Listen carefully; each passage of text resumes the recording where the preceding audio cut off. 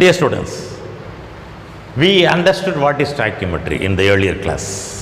Now, how to relate those terms, what I have discussed little bit earlier in the earlier class. 1 mole I have related with molar mass. Molar mass usually in unit gram per mole, and then it was related with number of molecules, Avogadro number 6.22 in 10 power 23. Usually molecules per mole, I can say per mole. Instead of slash I can write mole to the power minus 1, and then molar volume 22.4 liters.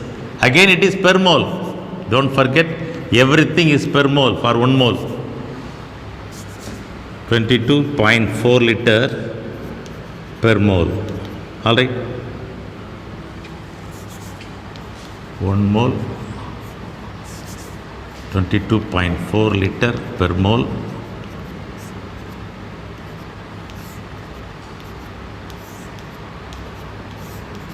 See, everything for 1 mole, per mole, per mole, per mole I have given. But we used to say 22.4 liters. We used to say this many molecules. We used to say gram. Let us go into few sums which are given in the 11th standard textbook as calculations based on stoichiometry. And you will be understanding well if I start to explain these sums. How many moles of hydrogen is required to produce 10 moles of ammonia? How many moles of hydrogen is required to produce 10 moles of ammonia? We need 10 moles of ammonia. To get 10 moles of ammonia, how many moles of hydrogen are required? That is the thing. How do we get ammonia? We know the production of ammonia by Haber process. N2 plus 3H2 gives 2NH3. It is the equation for manufacture of ammonia by Haber process. Of course, it is a reversible reaction, exothermic reaction. All those things you might have studied or you will be studying. Nitrogen combines with hydrogen to form ammonia. That is Haber process. Here the question is, to get 10 moles of ammonia, how many moles of hydrogen? It is the stoichiometric equation. As per the stoichiometric equation, to get 2 moles of ammonia, we need 3 moles of hydrogen. That's what the stoichiometry says. The equation says that to produce 2 moles of ammonia, we need to add 3 moles of hydrogen. That's the thing. So to get 2 moles of ammonia, number of, I can write in this way, number of moles of hydrogen required to get 2 moles of ammonia. Number of moles of hydrogen required to get, number of moles of hydrogen required to get 2 moles of ammonia is equal to 3. 3 moles of hydrogen we require. Therefore, the question is, number of moles of hydrogen required to get how many moles of ammonia? 10 moles. 10 moles of ammonia. This is just like a same question. To get 1 cup of coffee, we need say 100 ml of milk. To get 10 cups, we need 1000 ml. It has to be multiplied. Likewise here, to get 2 cups of coffee, let me say I need 200 ml. To get 10 cups, how many I need? That's all. Exactly the same manner it goes. Or to get 2 cups of coffee, I need 3 spoons of sugar. 3 spoons of sugar, teaspoon, whatever it may be. To need 2 cups of coffee, let coffee be ammonia. To get 2 cups of coffee, I need 3 spoons of sugar.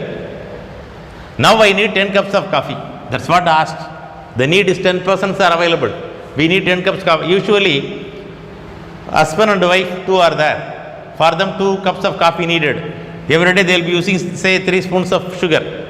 Now, 8 members have added. Relatives have come. 10 members have come.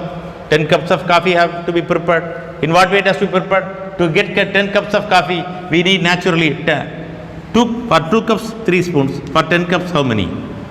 This is what we are going to do. 2 moles of ammonia. To prepare 2 moles of ammonia, to prepare 2 cups of coffee, 3 spoons are required, 3 moles are required. And to get 10 cups of coffee, to get 10 moles of ammonia, how many moles are required? 15 moles are required. So how many spoons are required? 2 cups means 3 spoons. 10 cups means 15 spoons of sugar I have to add.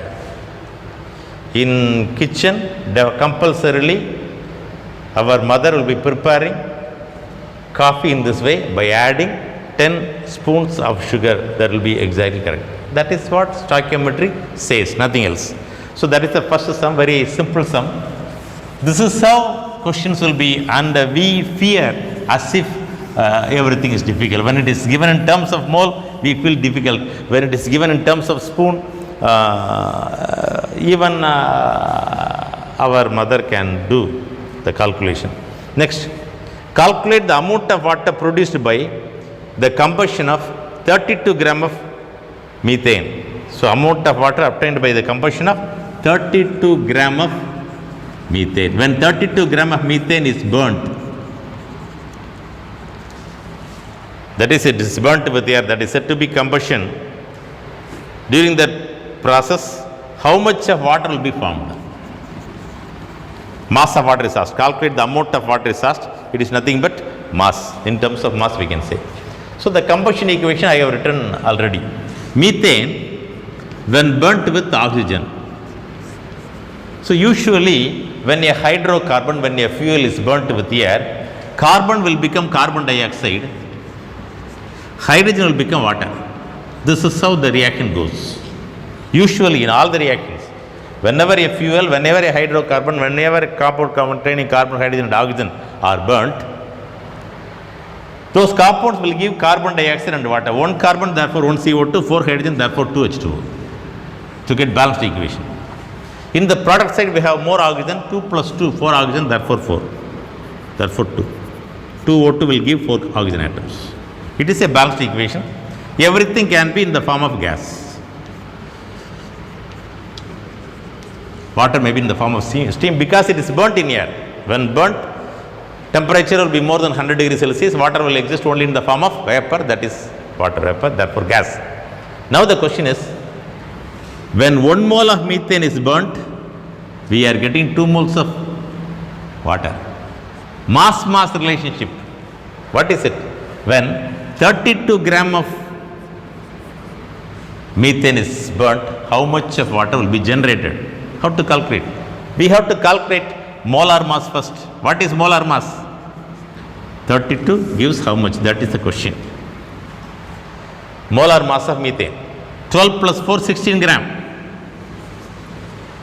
16 gram when burnt gives how much of water? Can you tell me? 16 gram when burnt, how much of water will be getting?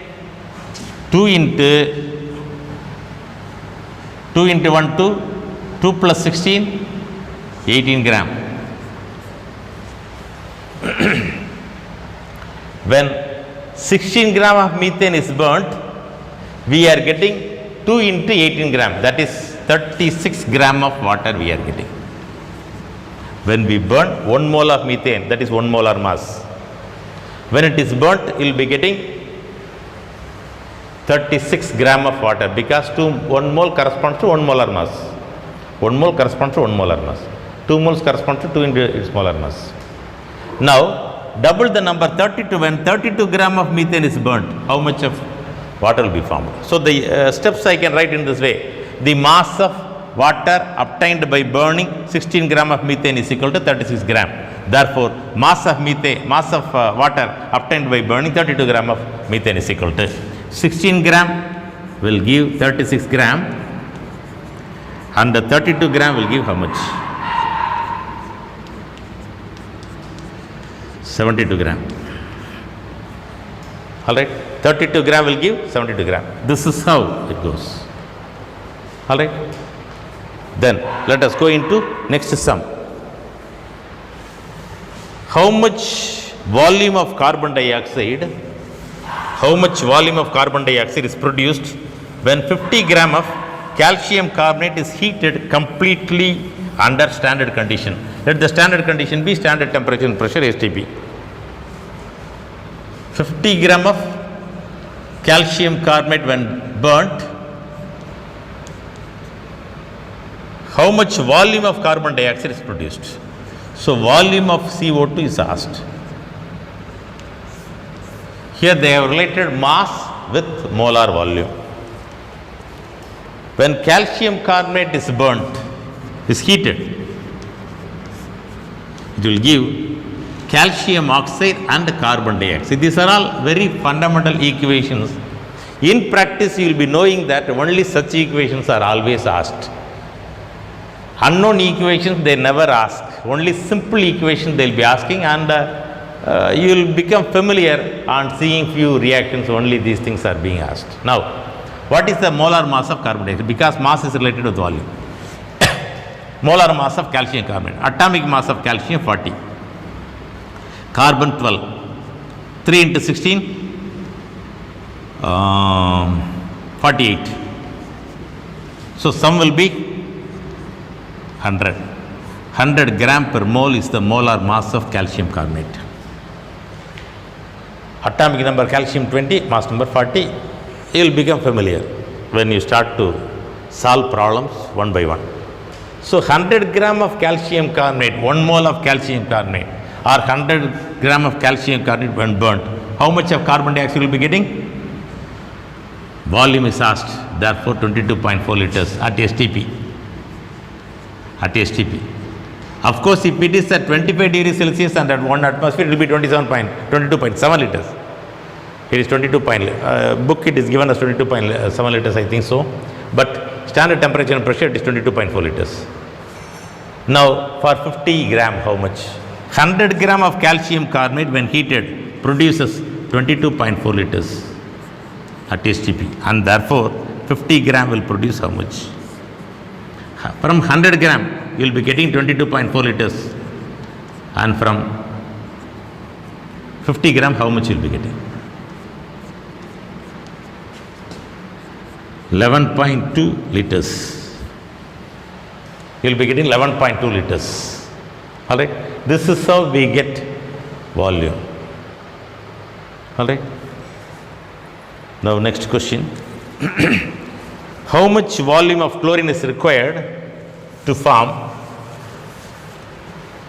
How much volume of chlorine is required to form 11.2 liters of HCl at 273 Kelvin and 1 atmosphere pressure? How much volume of chlorine is required? So HCl is obtained by the reaction between hydrogen and chlorine.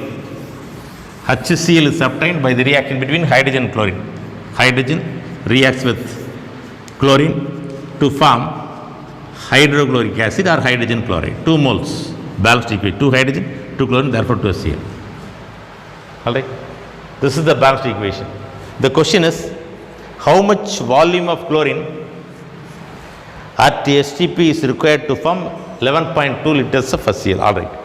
Now, here 1 mole, here 1 mole, it produces 2 moles. 1 mole of any substance will have 22.4 liters at STP. Alright. So, hydrogen chloride gas. 1 mole of hydrogen chloride will have the volume equal to 22.4 liters. Because it is per mole, 1 mole will have this much volume. 2 moles means double. That is 44.8 liters. 44.8 liters. Alright. Now the question is, to get 11.2 liters, how much of chlorine is needed? Is it volume? Volume is asked. In volume only. Now as per the stoichiometric equation, to get 42.8 liters of hydrogen chloride, we need 1 mole of chlorine. That means 22.4 liters of chlorine. At STP, To get 2 moles of HCl, we need 1 mole of chlorine. We need 2 into 22 point, to get 2 into 22.4 liters, that is 44.8 liters, we need 22.4 liters of chlorine. To get 11.2 liters of HCl, how much of chlorine is required? This is how we calculate the volume of chlorine needed. So the step can be the amount of chlorine required to produce 44.8 liters of hydrogen chloride is equal to 22.4 liters. Therefore, the volume of chlorine required to produce 11.2 liters of HCl. So to produce 44.8, we need 22.4. To get 11.2, how much? It is just half. Therefore, just half of 11.2, the answer will be 5.6 liter. All right. Then let us go into the next sum. Maybe in the problem last sum, little bit lengthier but not so difficult. Concept you should know. Everything is concept based question. You should understand the concept. Once you understand the concept, it's not so easy, not so difficult. Calculate the percentage composition of the elements present in magnesium carbonate. You are asked to find out percentage composition of magnesium carbonate. And then how many kilograms of carbon dioxide can be obtained by heating?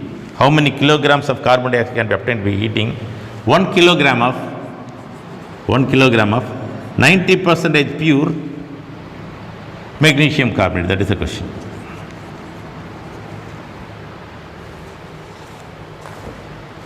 So it is second part. First part, percentage composition. Percentage composition represents percentage of various elements present in the compound. The compound is magnesium carbonate. It contains magnesium, carbon and oxygen. The elements present in magnesium carbonate are magnesium, carbon and oxygen. These are the elements present in magnesium carbonate. All right. Now, what is the percentage of magnesium carbonate? How to calculate? First of all, we have to go in for molar mass. To get molar mass, we should know the atomic mass of magnesium, which is 24, carbon 12, oxygen 2 into 16, 32. The sum will be 68. Oh, sorry. 3 into 16, 48.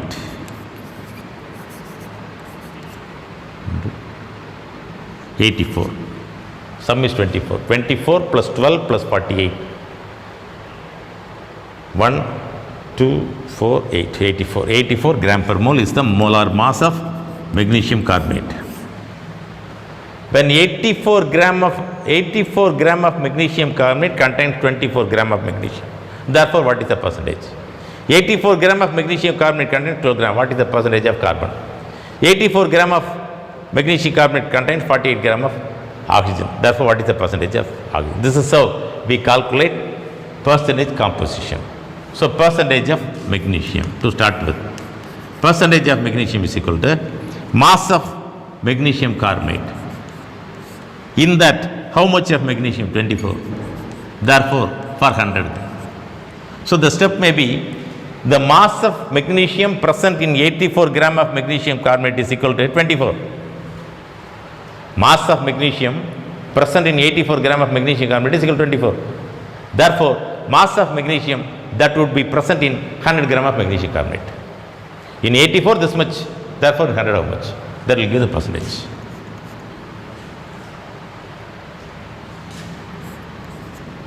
So 6 times 4, it is 21. So upon simplification, you will be getting the answer 600 plus 21. Approximately 30%, which is slightly less than 30%. Am I correct?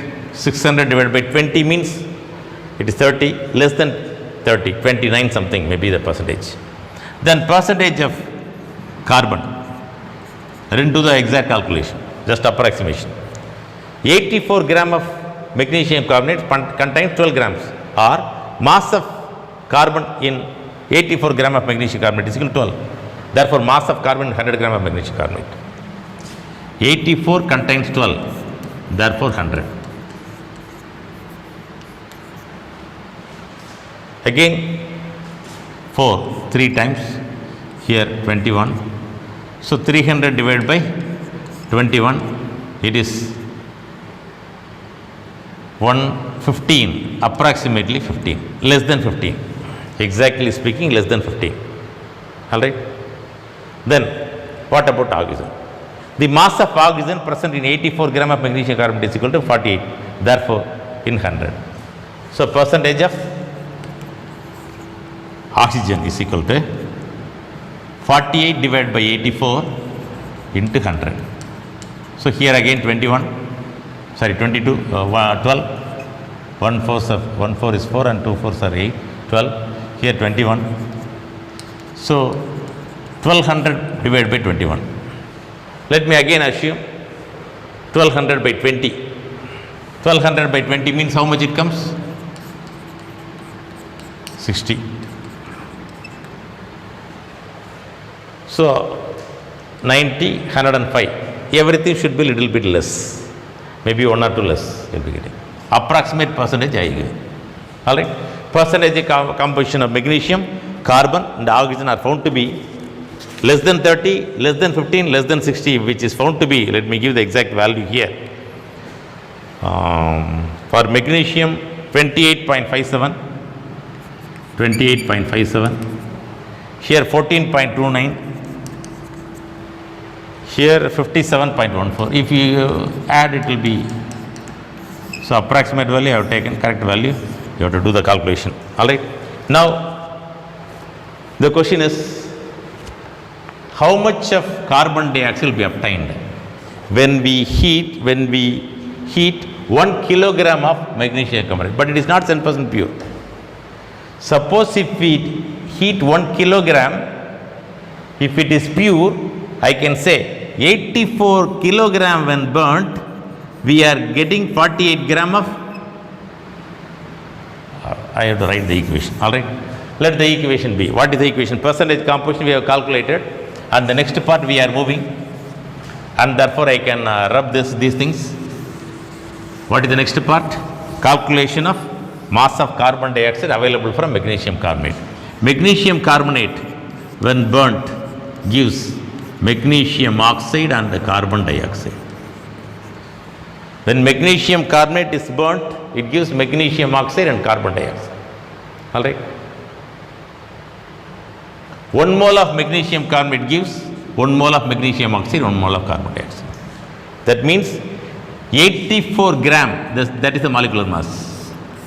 When 84 gram of magnesium carbonate is burnt, we get 44 gram of carbon dioxide, because molar mass of carbon dioxide we have calculated 12 plus 2 into 16, 44. Molar mass magnesium carbonate we have calculated this much. If it is pure, 100 kilogram when burnt, 84 kilogram when burnt, it will give 44, and therefore 100 gram or 1000 gram. Here 1 kilogram, therefore 100 gram. Will give how much? I can calculate very easily. But here it is only 90% pure. Remaining may be something else, unwanted matter which may not produce carbon dioxide. That's how we have to assume. So 84 gram of 100% pure magnesium carbonate will give this much of carbon dioxide. Therefore, 1000 gram of 90% pure, only 90. Out of 100, only 90. So it will be definitely less than this. This calculation will yield the answer required for you. Alright. This is how we have to solve the sum, and the answer you can solve, and let me give the answer as 471 gram, which is equal to 471 gram. Alright. So 1 kilogram, from 1 kilogram we get 471 kilogram of gram of carbon dioxide, which is nothing but 0.471 kilogram. So with that, we complete problems under stoichiometry, and next thing we have to go into limiting reagent. The same thing, continuation of stoichiometry, limiting reagent, that we shall see in the next class.